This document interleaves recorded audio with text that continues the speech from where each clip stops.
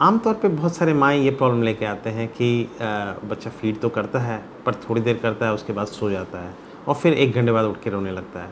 This is completely normal. बच्चों का satisfaction centre यानी कि जैसे जिसको हम बोलते हैं हमारा पेट भरा हुआ लगता है, वो सेंटर बहुत जल्दी स्टिमुलेट हो जाता है। तो थोड़ा-सा दूध पीने के बाद बच्चों को लगता है उनका पेट भर गया और इसलिए वो सो जाते हैं। आपको कोशिश ये करना चाहिए कि कम से कम 8 से 10 मिनट बच्चा अच्छे से कंटिन्यूअसली ब्रेस्ट फीडिंग करे, उसके बाद 2 से 3 घंटा सो पाए। इससे आपको भी रेस्ट मिलता है, माँ को भी रेस्ट मिलता है और बच्चे को भी रेस्ट मिलता है और ये रेस्ट बहुत ज़रूरी है बच्चे की ग्रोथ के लिए। नॉर्मली बच्चे 18 से 20 घंटा सोते हैं और बाकी के टाइम फीड करते हैं या थोड़ा-सा जगते हैं। दिस इज़ वेरी नॉर्मल और सोना उनके लिए, उनकी ग्रोथ के लिए इक्वली ज़रूरी है। उसके बाद ज़रूरी है टेम्परेचर।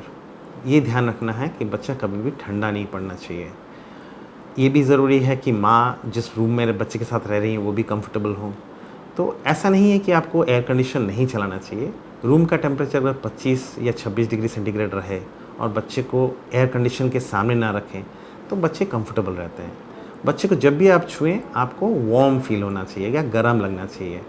अगर आपको लगता है बच्चे के हाथ पैर ठंडे पड़ रहे हैं, तो उनको कवर कर लीजिए। बच्चे को ठंडे पड़ने से उनका फीडिंग और ग्रोथ बहुत सीरियसली अफेक्ट हो सकता है, तो इसका ज़रूर ध्यान रखें। वैसे ही अगर बच्चे को बुखार आता है तो उसको कभी भी इग्नोर ना करें और डॉक्टर की सलाह लें। थर्मोमीटर बहुत फ़ायदेमंद रहता है। आदत डालिए घर में एक थर्मोमीटर रखने के लिए।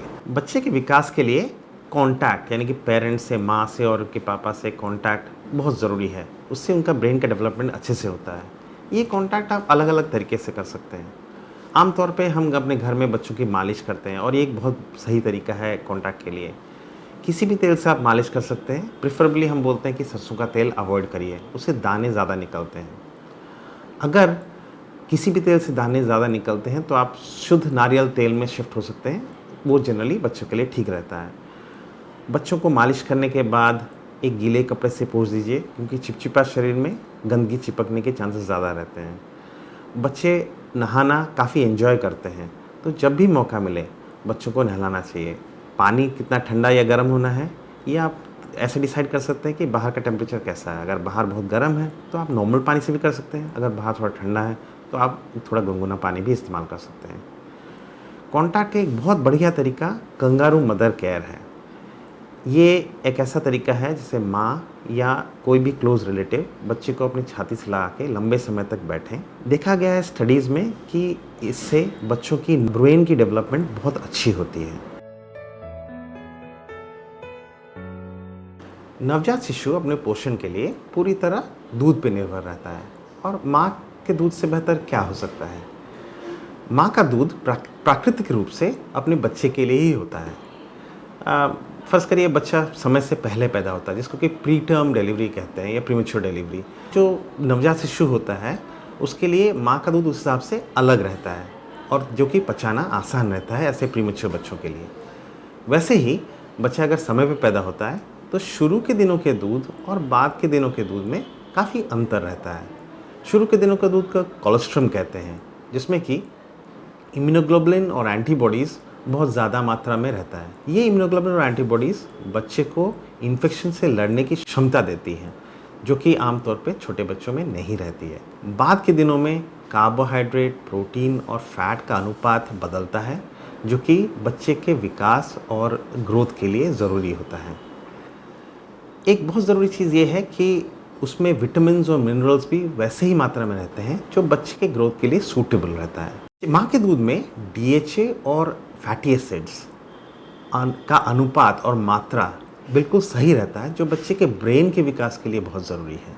तो इसलिए माँ का दूध बहुत फ़ायदेमंद रहता है दूसरे दूध के मुकाबले। ये भी देखा गया है कि क्योंकि बच्चों को ऐसे दूध पचाना आसान होता है, तो पेट फूलना, पॉटी बार-बार होना, उल्टी होना, ये सब दिक्कतें माँ के दूध पीने वाले बच्चों में आमतौर पे कम पाया जाता है।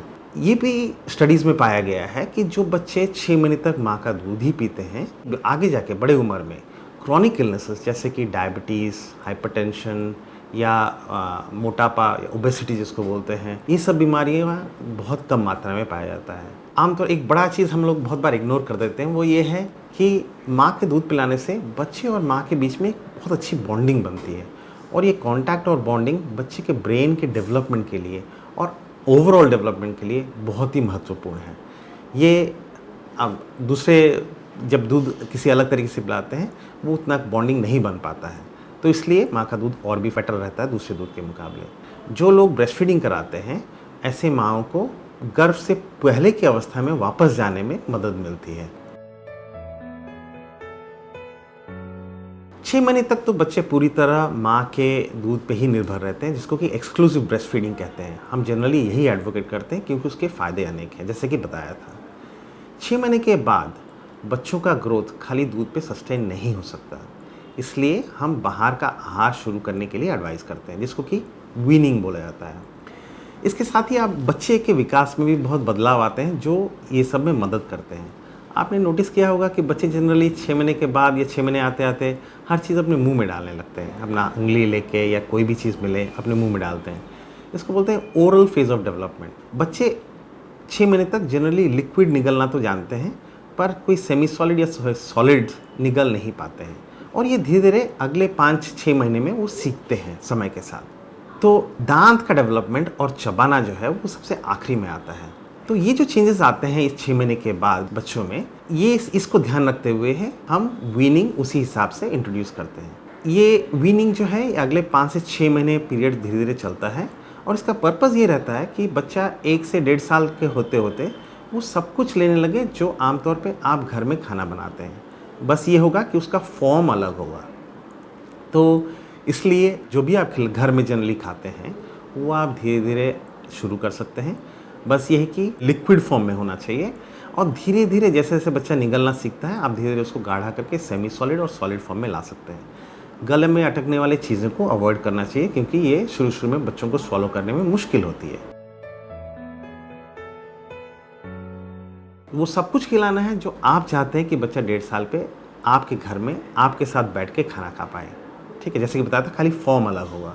तो इसलिए आप घर में जैसे आमतौर पे हम लोग रोटी, चावल, दाल ये सब लेते हैं, तो पतली खिचड़ी बना दिया, उसको थोड़ा पेस्ट फॉर्म में बना के, थोड़ा लिक्विड फॉर्म में बना के आप चम्मच से पिलाना शुरू करिए। वैसे ही दाल को अगर आप ज़्यादा बॉईल कर लें और उसको थोड़ा पेस्ट करके सेमी सॉलिड फॉर्म में बना पाएँ तो उसको भी पिला सकते हैं। सब्जियाँ, फल और जो भी आप घर में खाते हैं वो धीरे धीरे एक एक करके इंट्रोड्यूस करिए। माँ का दूध उसके साथ कंटिन्यू रखिए, पर धीरे धीरे जैसे जैसे बच्चे का आहार बढ़ता जाएगा माँ का दूध धीरे धीरे कम होता जाएगा। अगर आप वेजिटेरियन हैं तो जनरली आपका प्रोटीन का सोर्स सारे सीड्स रहते हैं, जैसे कि चना, छोला, राजमा, मटर, ये सबको आप पेस्ट बना के बच्चे के आहार में अगर मिला के खिचड़ी में मिला के दे सकते हैं या अलग से भी बना के दे सकते हैं। वैसे ही जो भी आप सब्ज़ी खाते हैं उसका सूप बना दीजिए या उसका थोड़ा पतला पेस्ट बना दीजिए और बच्चे को खिलाइए। जनरली नट्स और एग के लिए एलर्जी पाया जाता है। अगर आपके फैमिली में ऐसा हिस्ट्री है तो जब आप ऐसे आहार इंट्रोड्यूस करते हैं तो ध्यान रखिए कि अगर कोई साइंस या सिम्टम्स आता है एलर्जी का तो तुरंत अपने डॉक्टर से परामर्श करें और उनकी सलाह लें। हमेशा ज़ोर उस पे देना चाहिए जो कि नेचुरल फूड हो। इसमें जब आप वीनिंग करते हैं इसलिए हम एडवाइस करते हैं उसमें ना नमक, मिर्ची या इवन मीठा शुगर मत डालिए एक्स्ट्रा। बच्चों को अपना नेचुरल फूड का फ्लेवर आना चाहिए, आगे जाके फिर वो ऐसी चीज़ें अच्छे से खाते हैं। आप ये भी नोटिस करेंगे कि 1 साल के बाद बच्चा अपना आहार खुद चूज़ करने लगेगा। उसका अगर मीठा पसंद होगा या नमकीन पसंद होगा या तीखा पसंद होगा और वो वैसे खाने लगेंगे। पर शुरू में आपको कोशिश करना चाहिए हमेशा न्यूट्रल फूड देने की। ठीक उसी तरह अगर आप 2 साल के बाद बच्चों को बाहर का आहार जैसे कि बर्गर्स है, नूडल्स है, पिज़्ज़ाज़ है, ये खाने की आदत डाल दें, बच्चे धीरे धीरे वही सीखने लगते हैं और उनको ये नॉर्मल लगता है। ये it's quite a well known fact कि अगर बच्चों को ऐसे आहार अर्ली स्टेज में इंट्रोड्यूस किया जाए तो मोटापा, ओबेसिटी आदि प्रॉब्लम बच्चों में ज़्यादा मिलती है। इसीलिए ये वेस्टर्न कंट्रीज़ में बहुत बड़ी प्रॉब्लम बन गई है और सरकार की हमेशा ये कोशिश है कि ऐसे फास्ट फूड्स को एनकरेज ना किया जाए। नवजात शिशु में मोर्टालिटी का एक बहुत इम्पोर्टेंट कारण होता है इन्फेक्शन। ये इन्फेक्शन आमतौर पे खून में हो सकता है जिसको कि सेप्टिसीमिया बोलते हैं, फेफड़े में हो सकता है जिसको कि निमोनिया बोलते हैं, इंटेस्टाइन में हो सकता है जिसको कि डायरिया और वॉमिटिंग करके आते हैं, या पेशाब में भी हो सकता है जिसको कि हम यूरिनरी ट्रैक्ट इन्फेक्शन बोलते हैं। अगर बच्चे ब्रेस्ट फीड होते हैं तो ये इन्फेक्शन होने के चांसेस कम होते हैं। आमतौर पे आपको कोशिश ये करनी चाहिए कि जब भी बच्चा कोई ऐसा सिम्टम डेवलप करे जो आपको ठीक नहीं लगता या नॉर्मल नहीं लगता, आप तुरंत डॉक्टर की सलाह लें, क्योंकि इन्फेक्शन बहुत बच्चों में बहुत जल्दी फैलता है। डायरिया भी एक बहुत कॉमन प्रॉब्लम है और ये बॉटल फीडिंग करने वाले बच्चों में ज़्यादा पाया जाता है। वो इसलिए है कि हम जब भी बाहर से दूध बनाते हैं, हम भगोना, पानी या बॉटल बाहर से इस्तेमाल करते हैं, और अगर कभी भी उसमें गंदगी रह जाए और बच्चे उसको फीड लेने लगे तो बच्चे को वो इन्फेक्शन स्प्रेड कर जाता है। यूटीआई या यूरिनरी ट्रैक्ट इन्फेक्शन एक कॉमन प्रॉब्लम है और आमतौर पे इस पे बच्चे में कोई सिम्टम्स डायरेक्टली पता नहीं चल पाता। बच्चे कभी-कभार बुखार से प्रेज़ेंट करते हैं, बुखार लेके आते हैं, तो एक पेशाब का जांच करना ज़रूरी होता है इसको रूल आउट करने के लिए। अगर यूरिनरी ट्रैक्ट इन्फेक्शन पाया जाता है तो ऐसे केसेस में भी बच्चों को आईवी एंटीबायोटिक्स लगाना पड़ता है और भर्ती करना पड़ता है। सबसे सीरियस और ख़तरनाक वाली बीमारियाँ होती हैं जैसे कि मेनिंजाइटिस। ये इसलिए होता है कि इन्फेक्शन खून से फैल के बच्चे के ब्रेन में भी फैल गया है। ऐसे केसेस को तुरंत अगर इलाज नहीं किया जाए तो बच्चों को में लॉन्ग टर्म प्रॉब्लम भी पाया जा सकता है, जैसे कि बच्चा दिमाग से कमज़ोर होना। तो इसलिए इसका इलाज बहुत ही ज़रूरी है। ऐसे केसेस में दवाइयाँ लंबा यानी कि 14 से 21 दिन देना पड़ता है और इसके लिए भी आपको हॉस्पिटल में भर्ती करना पड़ता है।